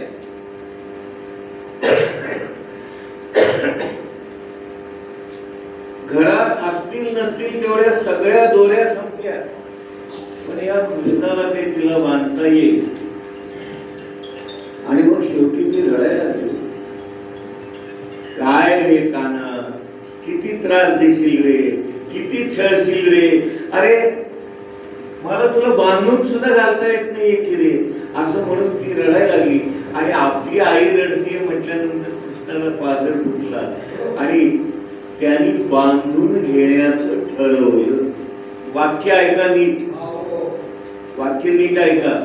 कृष्णाने बांधून घेण्याचं ठरवलं आणि मग पहिल्याच दोरीने बांधला गेला. लक्षात घ्या, म्हणजे नंतरच्या दोऱ्या लागल्याच नाही, पहिल्याच दोरीत बांधला गेला. आणि व्यासांनी खाली लिहिलंय, भगवंताला कोण बांधू शकेल.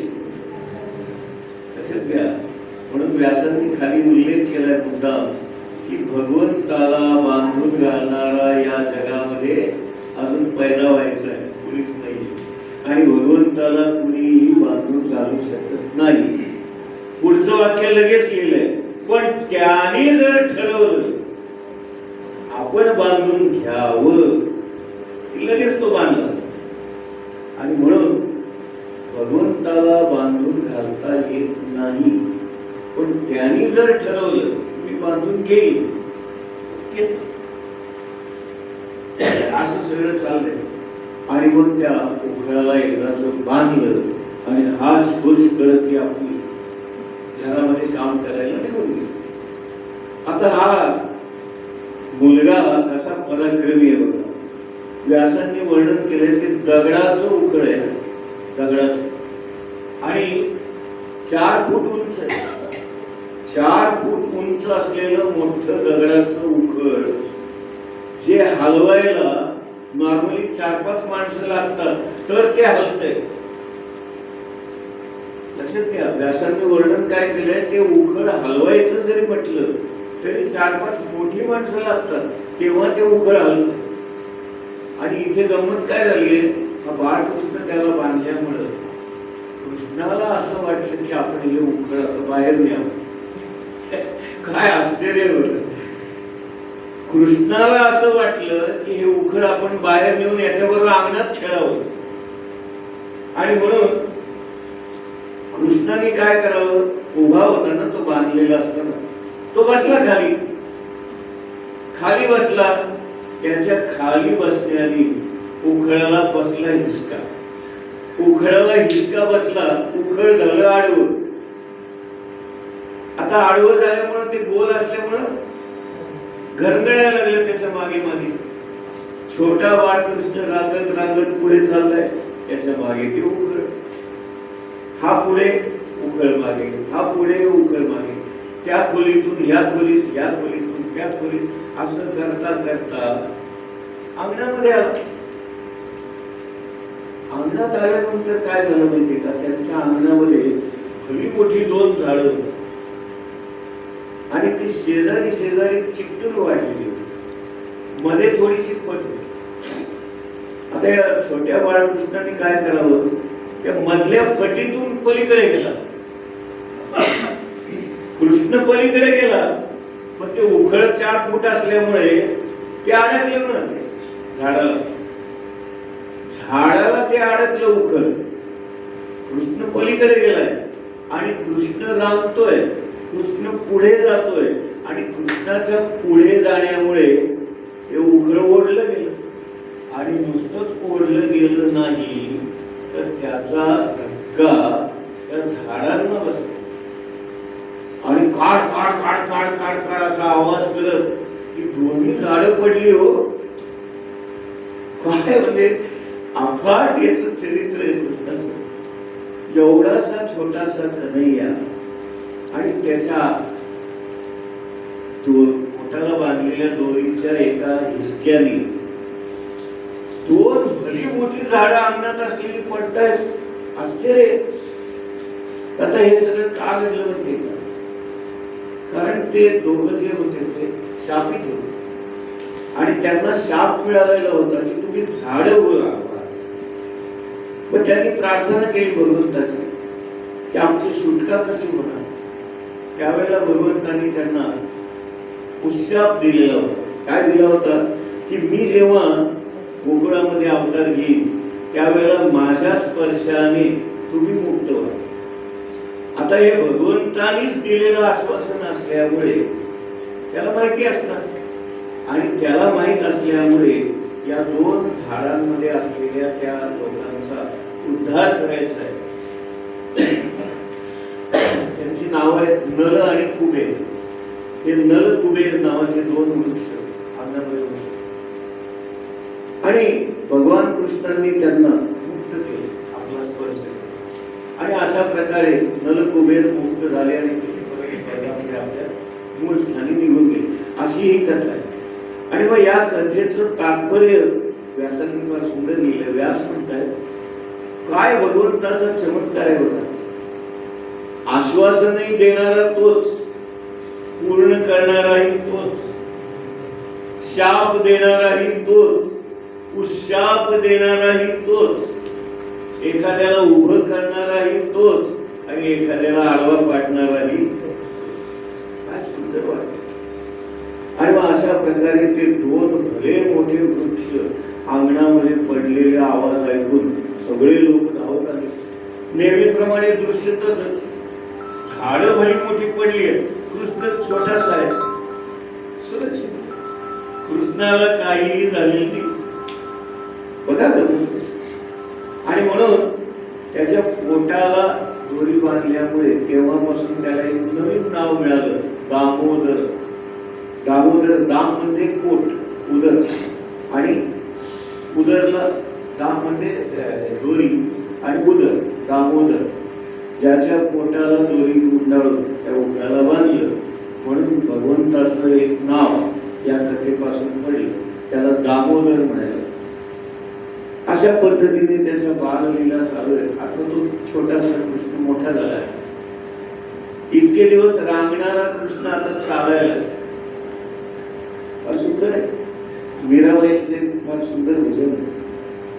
बाजे किशन की पैंजनिया, बाजे किशन की पैंजनिया, माता यशोदा चलना सिखाए, माता यशोदा चलना सिखाए, हाथों में लेकर उंगलियां, बाजे किशन की पैंजनिया. फार सुंदर भजन. मीराबाईंची. तर मीराबाई काय लिहितात या भजनामध्ये की ही जी आई आहे यशोदा आपल्या बोटाला धरून छोट्या बाळकृष्णाला चालायला शिकवते आणि तो चालतोय आणि चालता चालता त्याच्या पायातल्या पैंजणांमध्ये असलेल्या घुंगरूंचा छान आवाज येतो आणि मग ते सगळं असं छोटा गोपाळ कृष्ण आता चालायला. एकदा काय झालं, आता हे राजेच आहेत ना गोकुळाचे, त्यामुळे आपल्या छोट्या कृष्णासाठी त्यांनी अगदी छान बूट बनवून आले की बाळाला खडे टोचू नये, काय धक्का लागू नये किंवा काय म्हणतो पायाला काही इजा होऊ नये म्हणून छोट्या बाळकृष्णासाठी 2 छान बूट बनवून आले. कृष्णाने काय प्रश्न विचारावा, काय म्हणजे भगवंताचं प्रेम कसं असतं बघा. त्याने प्रश्न काय विचारला, आई तू माझ्यासाठी बूट बनवून आलीस पण या गायींच्या पिलांना कोण बूट घालतंय का, ती पण लहान आहेत ना, त्यांच्याही पायाला लागत नसेल का. म्हणजे बघा की भगवंत किती दयाळू आहे. आणि एवढा छोटासा तो बाळकृष्ण पण त्याला गायींच्या पिल्लांची काळजी. तो काय म्हणाला, तुम्ही जर बूट घेणार असाल तर सगळ्यांना घ्या, तर मी घालीन, मी एकटा बूट घालणार नाही. आणि म्हणून त्यांनी ते बूट नाकारले. काय कृष्णाचं प्रेम आहे बघा. आणि मग इथे व्यासांनी वर्णन फार छान केलंय. आता कृष्ण छोटा असल्यामुळे तो छोट्या वासरांना घेऊनच आता खेळतो. छोट्या वासरांबरोबर त्याच्या बाललीला चालू आहे. पण त्यांना आपल्या हाताने भरवायचं, त्यांना आपल्या हाताने गवत खायला घालायचं, त्यांना आपल्या हाताने दूध प्यायला द्यायचं आईकडे त्यांच्या, असे सगळ्या बाललीला त्याच्या चालू आहे. आणि एक दिवस नंद बाबांनी कृष्णाला काय सांगितलं की आता तू आमच्या बरोबर सगळ्या मोठ्या लोकांबरोबर वनामध्ये येईल गायींना घेऊन जायला. आणि मग वनामध्ये हे जायला छान कृष्ण मोठा झालेला आहे. आता तो पितांबर वगैरे नेसतोय. आता कृष्णाने पितांबर वगैरे नेसलेलं आहे आणि त्याच्या हातामध्ये बासरी आहे. आणि म्हणून बासरी वाजवणारा कृष्ण आता गायींच्या बरोबर रानावनामध्ये जायला सुरुवात झाली. आता कृष्णाचा आणखीन एक वैशिष्ट्य, कृष्ण कुठलीही गोष्ट कधी एकटा करत, त्याला कायम बरोबर आपले मित्र लागतात. आणि ते कुणी लंगडा आहे, कुणी बोबडा आहे, कुणी आंधळा आहे, नाही का, म्हणजे सगळ्या प्रकारचे मित्र आहेत. आणि त्याच्यातला एक खास त्याचा आवडता मित्र म्हणजे पेंद्या, नाही का, पेंद्या. तो वाकडा तिकडा आहे आणि बोबडे बोलतो आणि कृष्णाचं फार प्रेम त्याचं आणि त्याचंही कृष्णावर फार. आता गाई गुरांना घेऊन रानावनात जायचं म्हणजे सकाळी जायचं संध्याकाळी यायचं. पण आई वडील काय करायचे या सगळ्या मुलांना काहीतरी खाण्यासाठी म्हणून बरोबर द्यायचे. आता कृष्ण कसा विचार करतो बघा सगळ्या जगाचा. तो काय म्हणतोय की माझे सगळे मित्र गरिबां घरचे, त्यांना कुठे आपल्यासारखं मिठाई आणि दूध दुभतं किंवा या सगळ्या गोष्टी कुठे खायला मिळतात. कोणी भाकरी आणतंय, भाकरी आणली तर त्याला भाजी नाहीये बरोबर, नुसतीच भाकरी आणली. एखाद्याने नुसतीच भाजी आणली हो, त्याला भाकरी नाहीये. कुणी नुसत्याच मिरच्यांचा खरडा आणला, त्याला बाकीचं काहीच आणता येत नाही. म्हणजे सगळ्या लोकांची काळजी कृष्ण करतो आणि आपल्या मित्रांना भरवल्याशिवाय तो एक घास खात नसेल, हे वैशिष्ट्य. आणि कृष्ण हा राजाचा मुलगा आहे. नंद यशोदा राजा आहेत तिथे. आता राजाचा मुलगा आहे म्हटल्यावर याला काय कमी आहे भरपूर. त्यामुळे कृष्णाचा डबा भरपूर मोठा असायचा आणि आपल्या सगळ्या मित्रांना पुरेल एवढा डबा तो बरोबर घेऊन जायचा. आणि मग काय करायचं, गाई चरायला सोडायच्या, सगळ्या मुलांनी एका झाडाखाली बसायचं आणि मग हा काय रे, तू काय आणलेस, भाकरी आणलीस आणि तू काय आणलेस, भाजी आणलीस आणि तू काय आणलेस, ताक आणलेस आणि सगळ्यांचं सगळं घ्यायचं, एका मोठ्या याच्यामध्ये कालवायचं. आणि काय त्याचं वर्णन, गोपाळ काला म्हणजे अन्नामध्ये असणारे सर्व रस त्याच्यामध्ये आहे. एक आपल्याला 6 रस माहिती, गोड, आंबट, तिखट, खारट, कडू आणि तुरट. आपण 6 रस असणारा आहार, षड्रस असं आपण म्हणतो.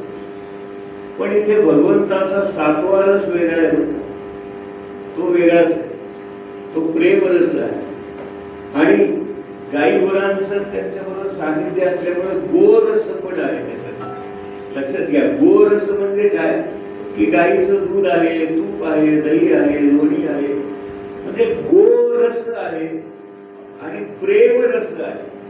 त्यामुळे त्यांचं अन्न जे आहे ते 8 रसांचं, आपल्याला त्या 6च रस पाहिजे. आणि बघा यांचा असा गोपाळ काला व्हायचा.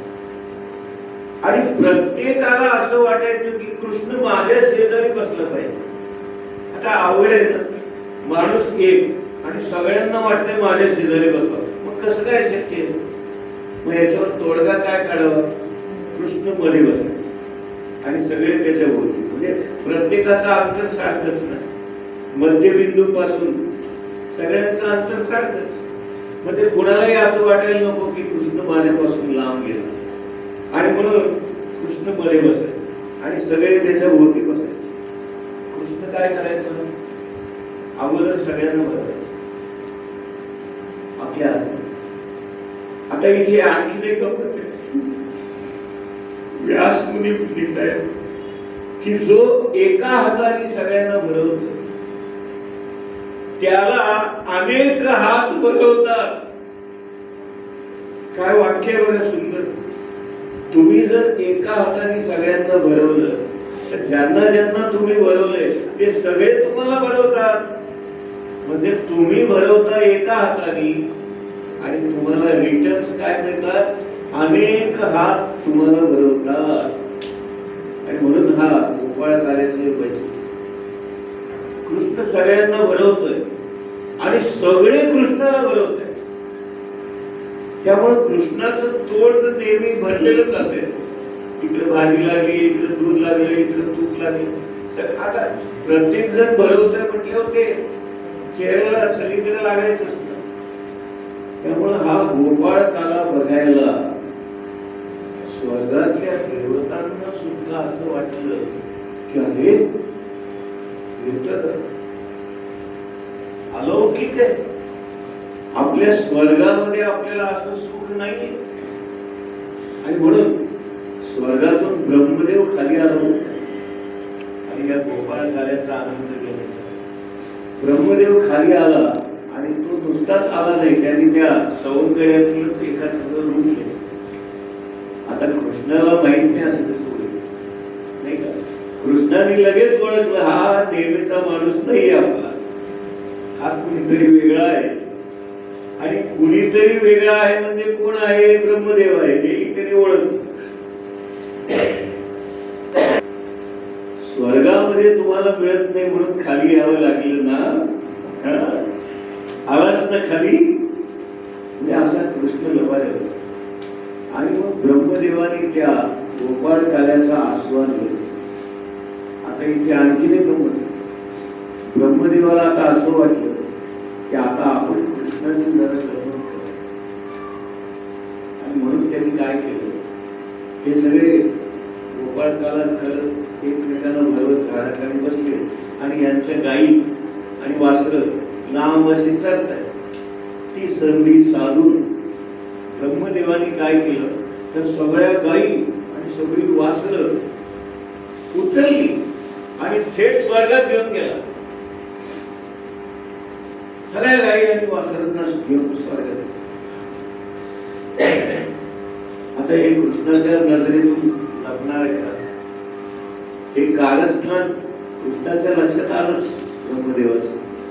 आणि म्हणून कृष्णाने काय मजा करावी आपल्या सगळ्या सौंदर्यानं सांगितलं, अरे अरे आपल्या गायी कुठे आहेत जरा बघा. म्हणजे कृष्णाला हे माहित होतं की आता हा मुलांना सुद्धा पळवणार आहे आणि म्हणून ते घडावं म्हणून कृष्णाने मुद्दाम काय सांगितलं आपल्या सगळ्या सौंदर्यानं, अरे जरा बघा आपल्या गायी दिसेना झालं, कुठे लांब गेल्यात का बघा. आणि म्हणून गायींना शोधायला ती मुलं गेली. मुलं लांब गेली म्हटल्यानंतर ब्रह्मदेव परत खाली आला स्वर्गातून आणि या मुलांना उचललं, सगळ्या मुलांना घेऊन स्वर्गात गेलं. गायी, वासरं आणि सगळी मुलं सगळ्यांना घेऊन स्वर्गात गेले आणि वरती त्यांना घेऊन गेलं स्वर्गात. आता कृष्णाची प्रसिद्धी कशी होती आणि म्हणून ब्रह्मदेव परत खाली आला, एका झाडाच्या आडोश्याला येऊन उभा राहिला. कृष्णाला माहितच होतं हा थांबलाय तिथे त्या झाडाच्या मागे. हा कृष्ण सगळ्या जगाचा निर्माता आहे, त्याला काय कमी आहे, त्याला काय अशक्य नाही का. भगवान कुणाला म्हणावं नाही का. आपण गीतेमध्ये सगळीकडे भगवान उवाच शब्द आहे, कुठेही कृष्ण उवाच नाही. तर भगवान हा शब्द का वापरतात त्याचं कारण म्हणजे 6 गुण त्याच्यामध्ये असतात. म्हणून आपण म्हणताना त्याला षड्गुण ऐश्वर्य संपन्न असा हा भगवंत. 6 गुण कोणते? यश, श्री, औदार्य, ज्ञान, वैराग्य, सौंदर्य, हे 6 गुण आहेत. या 6 गुणांपैकी माणसांजवळ काहीतरी एखादा दुसरा गुण असतो. फार फार तर एखाद्याकडे 3 गुण असतात. पण जगातल्या कुठल्याही माणसाकडे 6च्या 6 गुण नाही. ते फक्त आणि फक्त भगवंताकडेच आहे. आणि म्हणून षड्गुण ऐश्वर्य संपन्न असणारा तो भगवान. पहिला गुण काय? यश. यश का? कारण तो जगात सर्वांपेक्षा जास्त शक्तिमान आहे आणि जास्त शक्ती असल्यामुळे त्याचा पराभव कधीच होऊ शकत, कोणी त्याला हरवू शकत. आणि म्हणून भगवंताला हरवणारा या जगामध्ये दुसरा कोणी नाही. म्हणून तो कायम विजयी होतो, त्याला कायम यशच. हा पहिला गुण. दुसरा गुण आहे श्री. श्री म्हणजे काय? पैसा, संपत्ती. आता तुम्ही विचार करा, तो शेषशाही नारायण भगवान साक्षात लक्ष्मी त्याची बायको आहे. ज्याची बायकोच लक्ष्मी आहे त्याला काय कमी आहे? मग जगातला सर्वात श्रीमंत आहे तो. आणि म्हणून जगातला सर्वात श्रीमंत श्री. आता श्रीमंत आहे म्हणून देऊ शकतो. आमच्या खिशातच काही नाही, आम्ही काय कुणाला देणार? आमचे खिसेच फाटके आहेत नाही का. म्हणून ज्याच्याजवळ असतं ना तोच देऊ शकतो. भगवंताकडे सारं काही आहे आणि म्हणून त्याच्यासारखं औदार्य, त्याच्यासारखा उदारपणा जगात दुसऱ्या कोणाकडेही नाही. आणि भगवंताचं औदार्य किती मोठं आहे हे सुदामाच्या कथेमध्ये आपल्याला कळतं.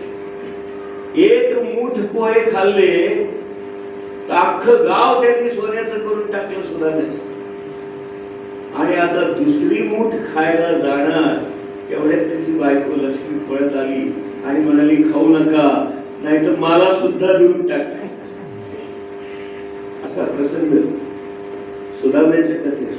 म्हणजे भगवंत इतका दयाळू आहे, इतका दानशूर आहे की तो आपल्या बायकोला म्हणजे साक्षात लक्ष्मीला म्हणजे संपत्तीला, पैशाला, धनाला सुद्धा देऊन टाकतो. म्हणून तिसरा गुण औदार्य, यश, श्री, औदार्य. चौथा गुण आहे ज्ञान. आपण एक वाक्य नेहमी म्हणतो, 84 लाख योनी नंतर आपल्याला माणसाचा जन्म झाला. आता माणसंच किती कोट्यावधी आहे. तुम्ही विचार करा, एक माणूसच कोट्यावधी आहे आणि असे 84 लाख जन्म झाल्यावर माणूस झालो आहे. म्हणजे या जगामध्ये प्राणी किती असतील, पक्षी किती असतील, कीटक किती असतील, किडामुंगी किती असतील, झाडं किती असतील, नद्या किती असतील, पर्वत किती असतील, या सगळ्या योनी 84 लाख योनी फिरल्यानंतर आपण माणूस होतोय. आणि या सगळ्या माणसांचा पाप पुण्याचा हिशोब ठेवायचा आहे आणि त्याच्या कर्माप्रमाणे त्याला फळ द्यायचंय. म्हणजे केवढं ज्ञान आहे भगवंताचं, विचार कर. जैसे ज्याचे कर्म तैसे फळ देईल. मग आता एवढ्या सगळ्या लोकांचं नोंद करायची, त्याचं अकाउंट ठेवायचं, प्लस मायनस पाहायचं, कुणाचं किती आहे, कुणाचं किती आहे, पुण्य किती आहे, पाप किती आहे, त्याप्रमाणे त्याला फळ द्यायचं. एवढं सगळं ज्ञान ज्याच्या डोक्यात असेल तो जगातला सगळ्यात ज्ञानी. नाही का आपण एक कुठली तरी साईड शिकतो आणि आपल्याला वाटतं आपण फार मोठे झालो, नाही का, बीकॉम झालो किंवा BA झालो, इंजिनियर झालो, डॉक्टर. अहो एक साईड शिकलोय फक्त आपण. इंजिनियर असलेल्या माणसाला मेडिकल मधलं काही कळत नाही, मेडिकलच्या माणसाला इंजिनिअरिंगचं काही, दोघांना अकाउंटन्सीचं काही कळत नाही, अकाउंटन्सी वाल्याला हे काही कळत. म्हणजे आपल्याला एका शाखेचा काहीतरी थोडंफार कळतं, त्याचा केवढा अहंकार असतो. आणि भगवंताला या सगळ्या जगाचं सगळं अकाउंटिंग ठेवायचं आहे. तो किती ज्ञानी आहे. आणि म्हणून जगात सर्वात ज्ञानी असणारा भगवंत हा चौथा गुण. यशस्वी अवतार्य ज्ञान वैराग्य. पाचवा गुण आहे वैराग्य. वैराग्य म्हणजे काय? सगळं आहे पण मला काही नको. आणि म्हणजे कसं, पाण्यात आहे पण कोरडा आहे, अंगाला पाणी लावून घेत नाही. जसं ते कमळाचं पान असतं किंवा आळूचं पान, पाण्यात जरी बुडवलं तरी आळूचं पान ओलं होत नाही, त्याला पाणी लागतच नाही. तसं भगवंत हा सगळ्यात आहे पण कशातच नाही. म्हणून म्हटलं तर तो सगळ्यात आहे आणि म्हटलं तर तो कशातच नाही. असं हे याचं विचित्र असं वैशिष्ट्य. आणि म्हणून भगवंताचा पाचवा गुण आहे वैराग्य. वैराग्य आम्ही सुद्धा मंडळी वैराग्य धारण करतो तेव्हा आमच्या जवळ नसतं म्हणून, जेवायलाच काही नाही म्हणून आज उपवास केला असं आम्ही म्हणतो. लक्षात घ्या, ऐका ते गंमत. कारण काही नाहीच आहे, नाहीये म्हणून आम्ही त्याचा आस्वाद घेऊ शकत नाही म्हणून आम्ही म्हणतो आम्ही वैराग्य घेतो. अरे नाही, याला वैराग्य नाही म्हणत. समोर वाढलेलं ताट आहे आणि आपण ते नाकारायचे, त्याला वैराग्य. साक्षात लक्ष्मी माझी बायको आहे पण तिच्या अंगाला हात लावत नाही, हा कधी बाबा. लक्षात घ्या. आणि लक्ष्मीची जागा कुठे आहे? पायाजवळ. तिला कधी त्यांनी वरती जवळ घेतली नाही, मिठी मारलेली नाही. लक्षात घ्या. म्हणजे लक्ष्मी जरी बायको असली तरी तिची जागा पायापाशी. म्हणजे इतका तो अलिप्त आहे. आणि म्हणून हा वैराग्य हा पाचवा गुण. आणि शेवटचा गुण सौंदर्य. याच्या सौंदर्यापुढे लक्ष्मी देखील टिकी पडते असं वर्णन व्यासाचं. म्हणजे हा बाबा किती सुंदर असेल विचार करा. म्हणजे जगातली सगळ्यात सुंदर स्त्री म्हणजे लक्ष्मी, पण तिचं सौंदर्य सुद्धा याच्या पुढे फिकं पडतं. हा किती सुंदर असेल. आणि म्हणून सौंदर्याची खाण असा हा गोपाल कृष्ण. तुकाराम महाराजांनी फार सुंदर वर्णन केलंय. राजस सुकुमार मदनाचा पुतळा, रवी शशी कळा लोभनीय. अहो याचं सौंदर्य इतकं आहे, हा मदनाचा पुतळा आहे आणि त्याच्या त्या दिव्य अशा प्रकाशापुढे रवी शशी कळा लोभनीय. चंद्र सूर्य सुद्धा फिके पडतात असा हा आमचा गोपाल. तुकाराम महाराजांनी काय सुंदर लिहिले बघा. राजस सुकुमार मदनाचा पुतळा, रवी शशी कळा लोभनीय. असा हा भगवंत आहे. आणि काय त्याचं सांगावं आणि किती सांगावं. आपण 10 दिवसाचं भागवत करतो त्यामुळे आपल्याला 1 तासात बोलायचं म्हणजे अवघडच आहे. पण तरी तुम्ही दिलेल्या 1 तासामध्ये जितकं मला जास्तीत जास्त सांगता येईल तेवढं मी सांगण्याचा प्रयत्न